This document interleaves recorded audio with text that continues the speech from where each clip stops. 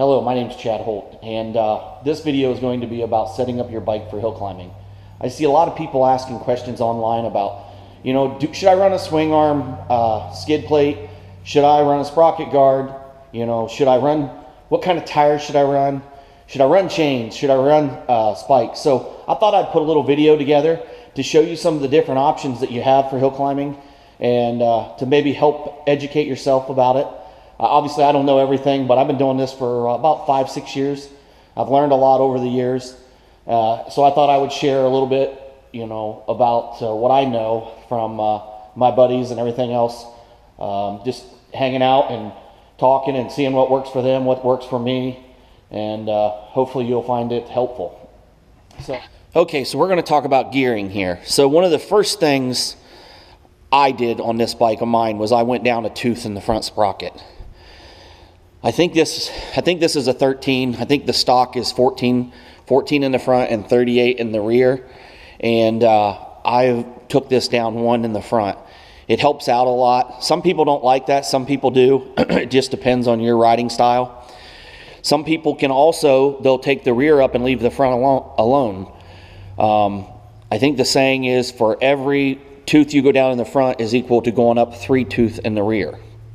So the other thing is you have to watch. You can't go too small. You can't go too big because you just don't have a whole lot of room here. So that's one of the things that you can look at. You also can do a combo of where you go down in the front and you go up in the rear.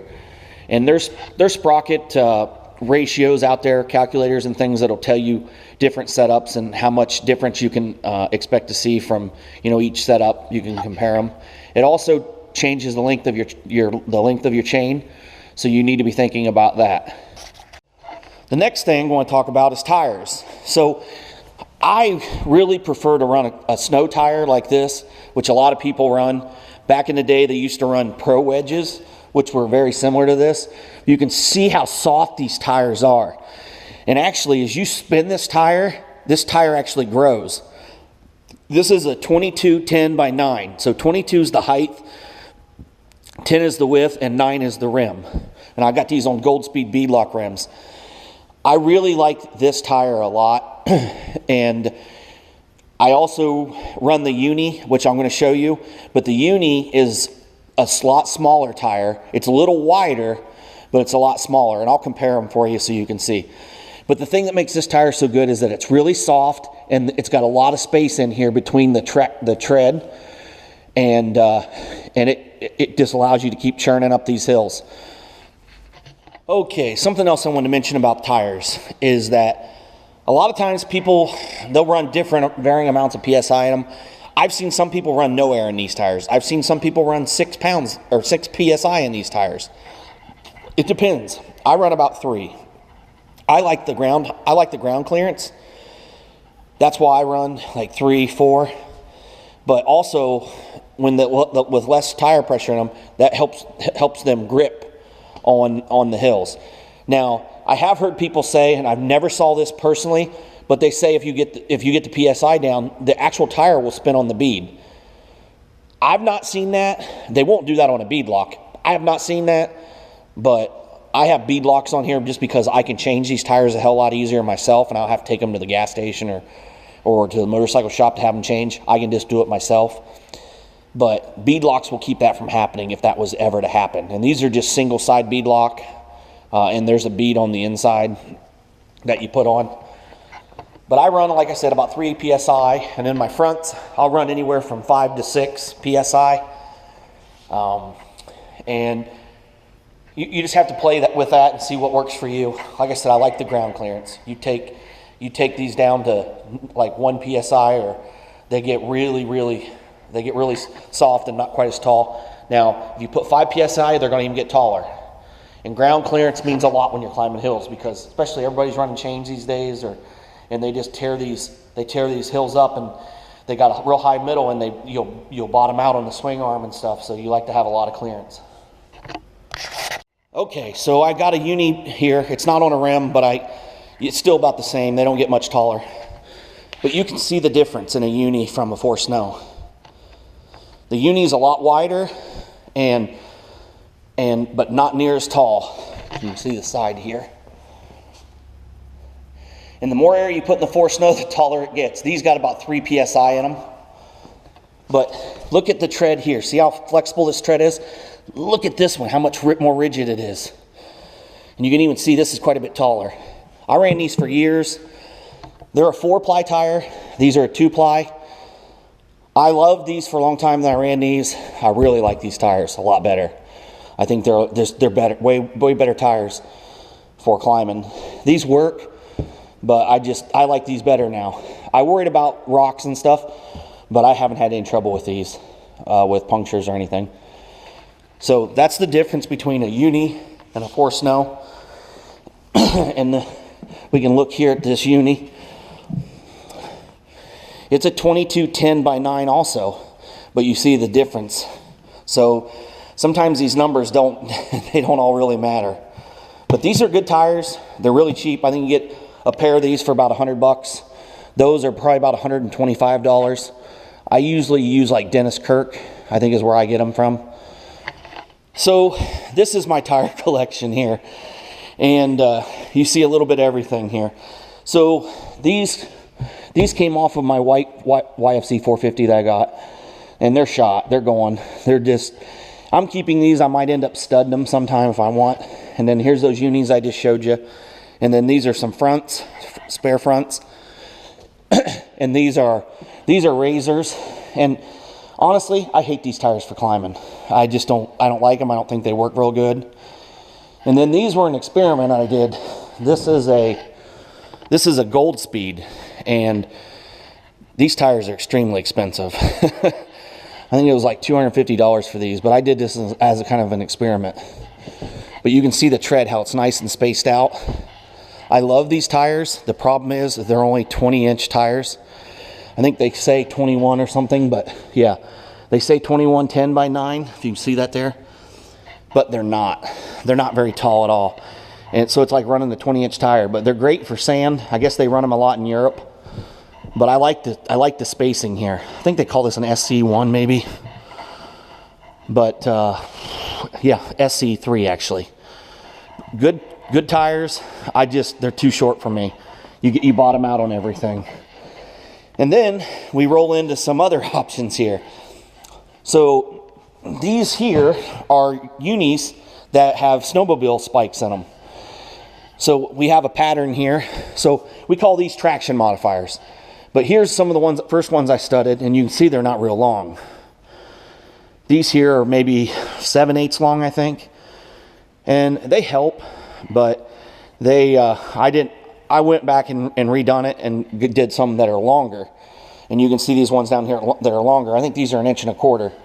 And these have carbide tips on them, if you can see this. And what happens is those will wear, so you have to replace them over time. But I put bead sealer in these and they don't leak. And they help out a lot. Now I see people trying to put a stud everywhere. That's fine, but you're going to get too much traction. You're not using the tire at all. And honestly, you want the tire to still work a little bit for you. Going up. Now here's what chains look like. So these are what they call a V-bar chain. So they have this V right here. You can see. Looks like a V. These ones haven't been used much. And then I got these bungees that go around here to try to keep stuff tight. And what you can do is this air, you take all the air out of the tire, take the valve core out, get all the air out of it, put the lid back on it, and then the tire will stay down. And then you put these chains on there as tight as you can get them, and then put air back in them. Some people cut down some of these links. Some people they put less of these around here. So there's only maybe like, let's say 5 instead of 7 or something here I have. And then the same thing on the inside. You can see I have the bungees to try to hold them tight. I thought it'd be a pain in the butt, but honestly, I've not had problems with these. Now, I have seen them move on the tire, like they'll completely move around, but they stay tight, and man, do they really bite. So the next thing we're going to talk about is the swing arm guard. I used to run one on my KFX 450. I got hung up on every single hill that we went up. So my setup that I prefer to do is I run a sprocket guard. This is an MZM sprocket guard. So that's like, I don't know, 3/8 aluminum. And it kind of acts as another tire. It digs in to things. And then I have a Hauser rotor guard. It mounts up underneath the swing arm and protects the rotor. A lot of guys won't even run that. Hell, I've seen some guys not run a rear brake. But the sprocket guard, that's Hauser. I like it a lot. That one works good. It's made out of like 1/8 steel, but it's got really a lot of good structure. The flanges aren't real long, so it's really strong. And I prefer to run this over a skid plate. And you can see this is all wide open. In here, there's no skid plate or anything there. I prefer to run that. It'll let you get through, get up the hills, and when they're all rutted out. Also with the bigger tires, that helps. The other thing I run is I run this sprocket guard, not sprocket guard, but the chain guide there. And those help keep the chain on, make sure that the chain doesn't come off. Now my last ride, I actually had my blue one, show you here. I actually had this thing get loose and rip off and work its way around, and it was jammed up in there for the whole ride. Well, not the whole ride, but whenever it happened. But it holds it, makes the chain a lot tighter. You can see how I got to tighten this chain up. But the last thing you want when you're climbing hills is that chain to come off. Because the chain comes off, it freewheels. It's not in gear, so it doesn't matter. You know, if you know how the technique get off, it's going backwards. Or I had this one actually get lodged in here, in between the sprocket guard, and it caught and it flipped on top of me, coming down a hill. I was giving it gas, it wouldn't go, and then it started coming back, and as soon as it got pinched in here, and it flipped over on top of me. So the chain's very important. And these setups are the same. MZM sprocket guard and Hauser rotor guard. Okay, so the next thing is suspension. This is where you spend a lot of money. So I haven't done anything on my suspension besides change some of my spring. I let the spring out, so I'm going to show you the difference. I ran these two nuts up so my spring could be longer here. So it dropped down my front end down, and in the back I did the same thing. It's a lot lower. Between my blue bike and my white bike, there's quite a bit of difference when you set them side by side just by making those adjustments. So you can see on this one, there's threads showing here. The other one I got the nuts clear up to the top. And then the back it sets a lot higher. Now I did go out and get shocks done on my KFX before, but they were too stiff, and I didn't think it made much difference for me. But sometimes when you get those set up right and spend the money, it really works out well. It really helps keep your bike, you know, keep your tires on the ground and well balanced when you're climbing hills. So, but that's where you get some money at if you want to go in and get into your shocks. And then if you roll, you take a chance of breaking one. Here, I put my two bikes back to back so you can see the difference with the suspension. You can see the one on the left is lower. It's not a lot lower, but it's lower. So that's something you can do with adjusting your shocks. I just thought I would show you that a little bit. You can see that one goes down. They both still got some travel. Thing is, you can bottom this one out because I have it adjusted out, so the spring's a lot softer, but it lets the bike set lower. And that doesn't look like a lot, but that's like an inch and a quarter, and that's a lot. So like I said, that helps get your CG down, center of gravity down of the bike. The other thing you can do, anytime you can get that bike center of gravity lowered down, whether it's a lowering link, whether you get a lowering link here to lower that down, make your bike set different, so you can see, you know, how this one is. Get this set down lower. That will help you. Anytime you can lower that seat height, it'll stick to the hill a lot better. Be a lot easier to ride. That's very helpful. So that's something else. Anything that you can do to help lower the center of gravity of the bike will make it a lot easier for you to climb hills. So the other thing that you can do on a bike, and I haven't done it on mine, you can make it wider. So you can either offset your rims. You can get a different offset on them, which will take the bike out and make it wider. Or you can get aftermarket A-arms that are longer, you know, say +1, +2 on a side, and it'll make it wider. And you say, okay, what does that do for me? Well, it's going to make your bike set on the hill a lot better. So if you're turning the bike around, or if you jump off and you're sitting there on the hill, it's going to make it less likely to tip on you. It'll give it a lot better balance on top of the hill, or on the side of the hill, wherever you're at. I haven't done that. There again, that's a lot of money changing those A-arms, and as soon as you crash or something, you take a very good chance of damaging them. I haven't done that. The other thing that you can do, I guess, is and I haven't done this and don't know a whole lot about it, but a couple of my buddies have done it or look into it, is there's A-arms that actually will push your front tires forward a bit, and those will help make your bike a little bit longer. You know, we're going to talk about extended swing arms here in a bit, but the A-arms also will help you. I think they're like +1 or something, but you can push it forward. There again, if you can find them on eBay or something, great, but you don't want to go out and spend $600-700 on a set of A-arms that you could totally destroy if you roll down a hill. The other issue about I want to bring up about if you widen it, a lot of times guys get too wide and they have a hard time getting through the trails or up the hills because you're winding through trees, or there's trees really close. So you get much wider than a stock bike, you're going to start running into issues with hitting trees or having to be real precise when you're climbing hills. So that's another thing to consider. So the next thing we're going to talk about is swing arm. Now, this is not a cheap thing to do. You can there's guys that make them for you. You can buy them on the internet. eBay has them. Hell, I've seen guys take this one here and they'll chop it in two and make their own. So it just depends on your skill level and your fabrication skills. I don't have those skills, so I buy them. I run both of mine are all Lone Star swing arms. I prefer the construction. I think they're really well built, and they're anywhere from $600 to $800 depending on what you do. What you see here is a stock one. This came off of, I don't know if this bike or my other one. Both of my bikes are 4 inches longer, so basically add 4 inches to this, and you can see this swing arm here. And it's not too bad to change it. You got to pull this bolt out, disconnect the shock. You got to take the axle and all this stuff out, break the chain down, obviously, and then there's the carrier that goes inside there.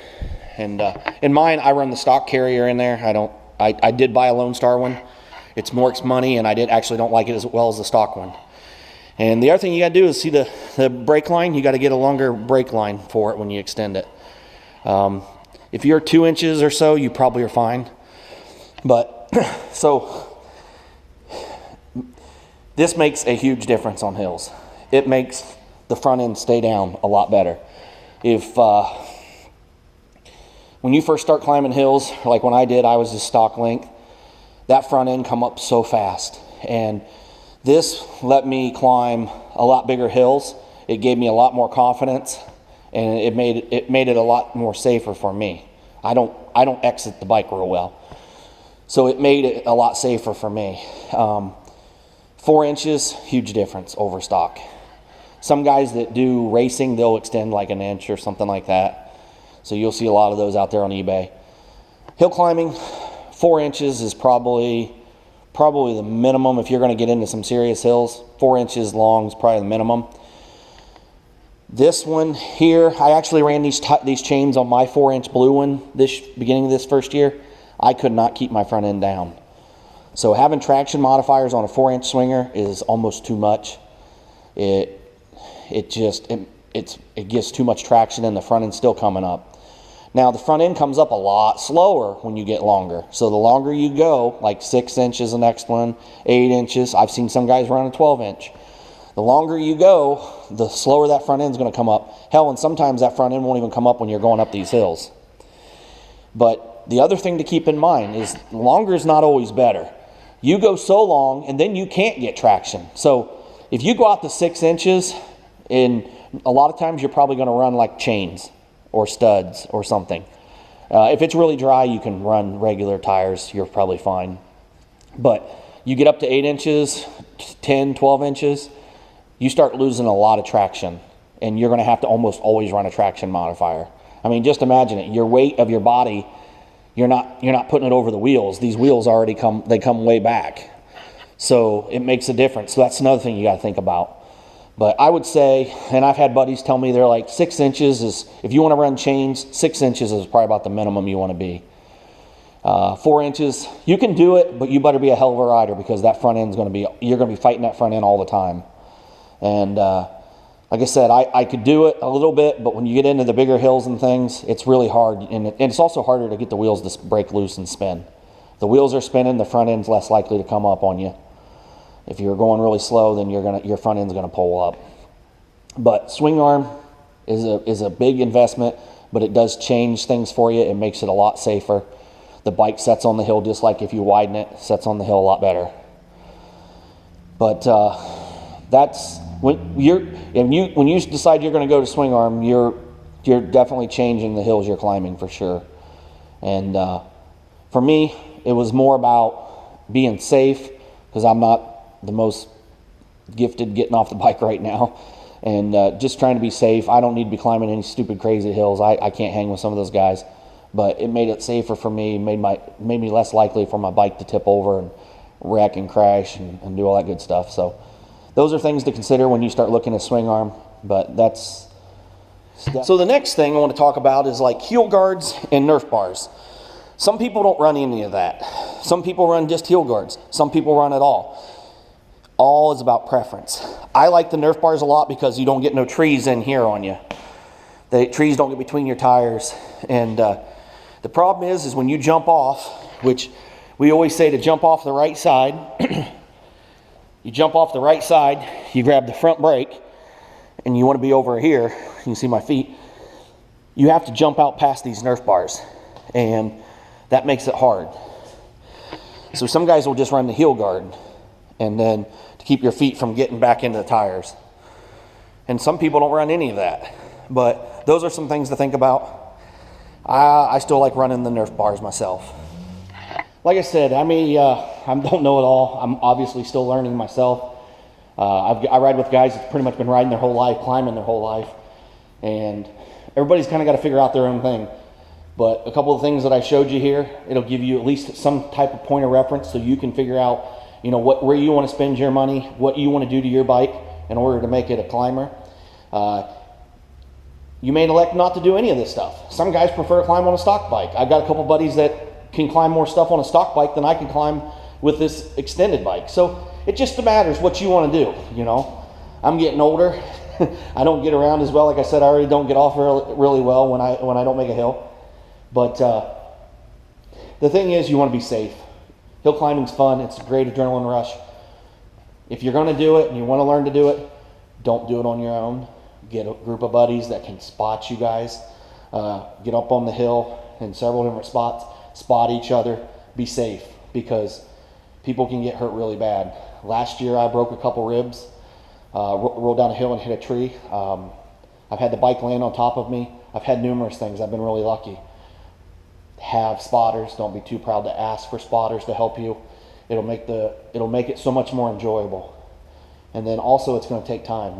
My confidence has come and went because I've had some crashes and things. This last year was rough for me. I had some nasty crashes. If you've seen some of my YouTube videos. So it takes time. Your confidence is going to go up and it's going to go down. And that's what makes it fun. And you have to just learn to adjust and ask your friends to help you, and just keep battling and keep trying to get better, and enjoy it. Don't worry about what everybody else is doing. Do what you want to do. Climb what you want to climb. At the end of the day, go home safe, knowing that you had fun with your friends or whatever. We kind of in the beginning, we kind of had like a, not a competition, but if one guy climbed it, everybody climbed it. And we still do that some, but sometimes these guys climb hills and I'm like, I don't want no part of that. Just know your limits.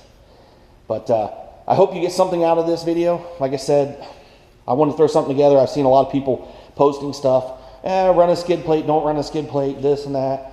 I want to give you my 2 cents worth. Maybe some people will get something out of it. Maybe they won't. But hopefully this is helpful for you. If you have any questions or anything, just comment and try to get you an answer back if I know it. If not, I may try to ask some of the buddies. Maybe they can help me out and get you an answer. So thanks for watching. Appreciate it. And we'll see you in the hills.